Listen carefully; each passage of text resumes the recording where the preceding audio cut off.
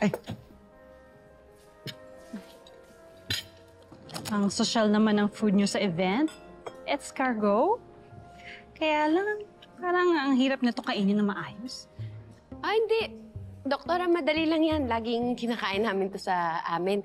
Ang gagawin mo lang, tataktakin mo, kaya i-scoop mo yung laman para lumabas. Ah, ganun lang pala. Turuan mo nga ako. Sige po. Di. Ako na. Papakita ko lang kay Doc.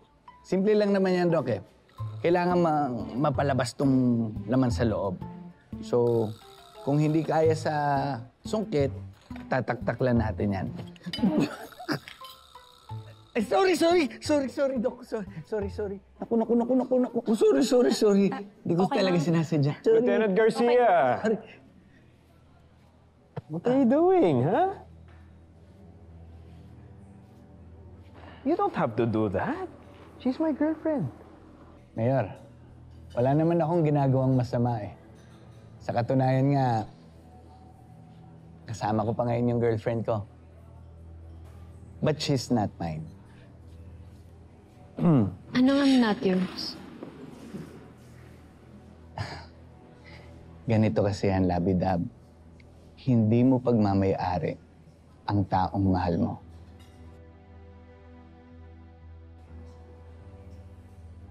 Excuse me, are you lecturing me? Glenn, please. Diba, break na tayo. Let's just talk somewhere. Excuse me, guys.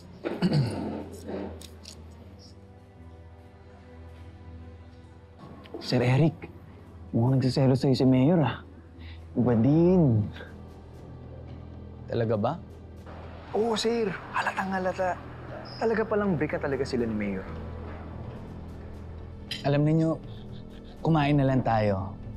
Tulad nga ng sabi ng Labidabs ko, wala na tayong pakialam sa kanila. Okay? Labidabs, kuha lang kitang wine, ha?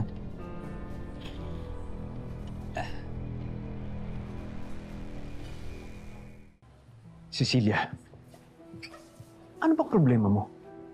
Don't make a scene here. At huwag ka mag-away ng pulis. Event nila ito. Then stay away from Garcia. Pwede ba? Don't tell me what to do. And let me remind you, break na tayo.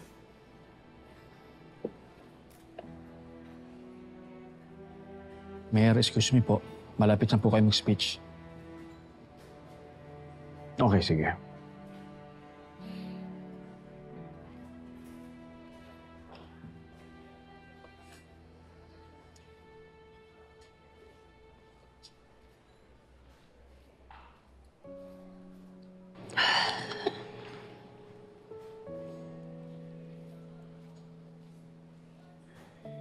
Dok,